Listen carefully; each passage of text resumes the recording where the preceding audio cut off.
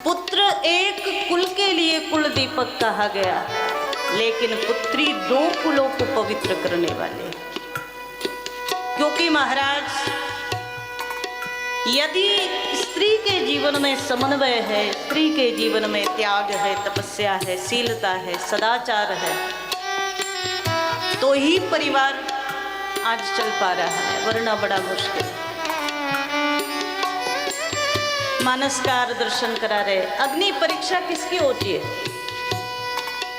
किसकी होती है? ये केवल त्रेता की बात नहीं है, आज भी होती है, किसी अलग रूप में हो सकती है, पर परीक्षा इन देवियों की ही होती है और ये देवी शक्ति है।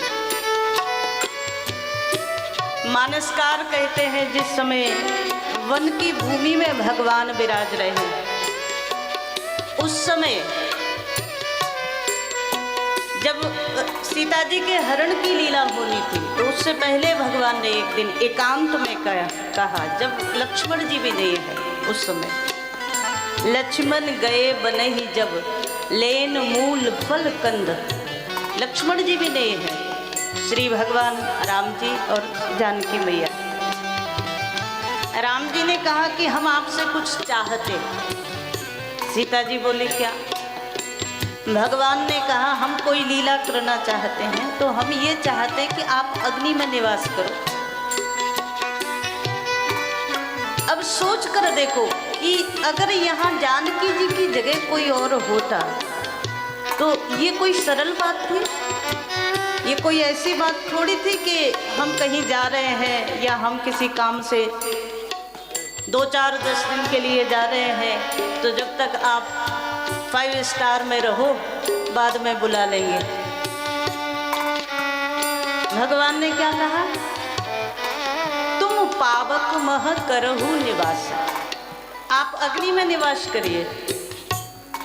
सहज नहीं था महाराज, लेकिन सहज होता तो आदर्श भी नहीं बनता।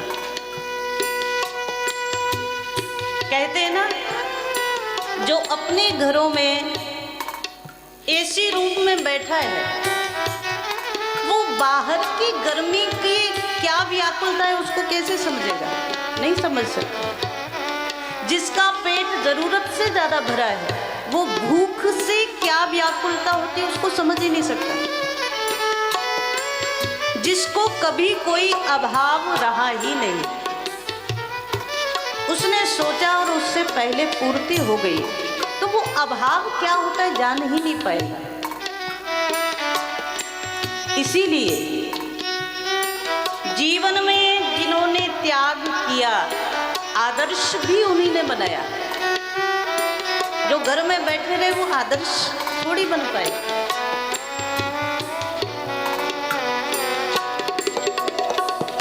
सुनहु प्रिया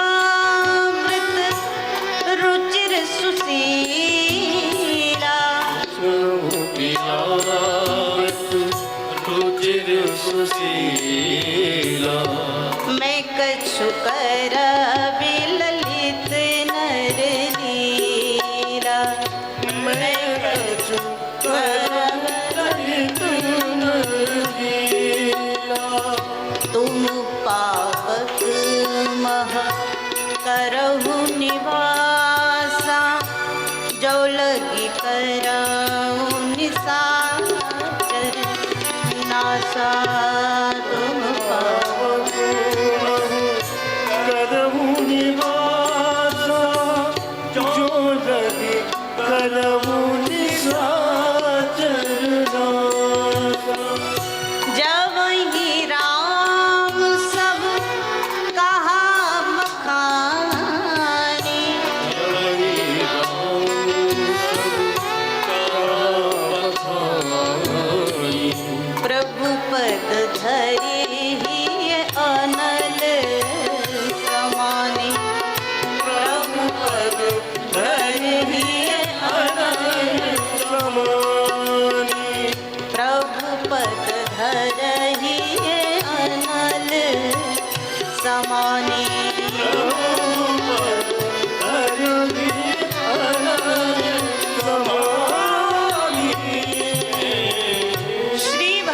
ने कहा अब रावण वध की लीला प्रारंभ होनी है, इसलिए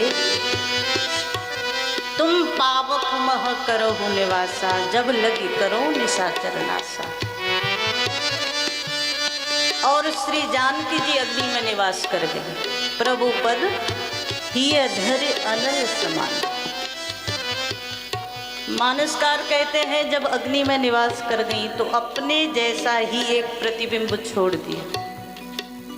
जैसे श्री जानकी जी हैं, जैसा उनका स्वरूप है, जैसे वो चलती है, जैसे वो बोलती है, जैसे वो व्यवहार करती है, बिल्कुल वैसा ही स्वरूप। लोग कहते हैं कि नकली जानकी है। नकली जानकी नहीं है, जानकी ही एक अंश से प्रतिबिंब रूप में प्रकट हुई है और एक अंश से मूल जानकी अग्नि में निवास कर गई। गोस्वामी जी दर्शन करा रहे हैं कि आज जो ये लीला हुई है, वैसे देखो लक्ष्मण जी वो पात्र हैं जो सदा सदा भगवान के साथ रहे, और कोई ऐसी लीला नहीं है जो लक्ष्मण जी को पता ना हो। भगवान की हर एक लीला में लक्ष्मण साथ रहे, जन्म से लेकर के आखिर तक। हनुमान जी भी किष्किंधा कांड से शामिल हुए, बाद में हनुमान जी ने साथ नहीं छोड़ा। जानकी मैया जनकपुर से शामिल हुए हैं, बालकांड से। लेकिन लक्ष्मण जी तो जन्म से भगवान के साथ और कहीं साथ नहीं छोड़ा। पर लक्ष्मण हूँ यह मरम न जाना। मानसकार कहते हैं ये लीला लक्ष्मण जी को भी पता नहीं चले। मतलब क्या? हम अक्सर कहते हैं जब दाम्पत्य की बात हो, पति पत्नी के मध्य की बात हो, तो जो लक्ष्मण 24 घंटे भगवान के साथ रहते हैं, भगवान के अनुज हैं, जब दोनों के मध्य कोई परस्पर चर्चा हुई तो लक्ष्मण जी भी नहीं जान पाए। इसका सीधा सा भाव ये है महाराज, जब पति पत्नी की बात समाज के बीच में जाती है, जब घर की बात बाजार में जाती है, तो निश्चित मानना कि अब उस रिश्ते को संभालना मुश्किल है, अब उस परिस्थिति को बदलना मुश्किल है। तो ज़्यादा बढ़िया क्या है? कहा महाराज सबसे ज़्यादा बढ़िया ये है कि पति पत्नी के मध्य की जो भी बात है वो उन दोनों तक ही रहे। लक्ष्मण हूँ यह मरम न जाना। लक्ष्मण जी ने भी नहीं जाना कि क्या हुआ। अच्छा, लक्ष्मण जी जानते तो स्वीकार करते इस बात को। अगर ये बात लक्ष्मण जी तक पहुंचती, भैया कह रहे हैं भावी माता सीता अग्नि में निवास करे, तो लक्ष्मण स्वीकार कर पाते? लक्ष्मण स्वीकार नहीं करते। इसलिए भगवान ने कहा जो हमारे आपके बीच की बात है वो हमारे आपके बीच में रहे। जानकी जी ने अग्नि में निवास किया।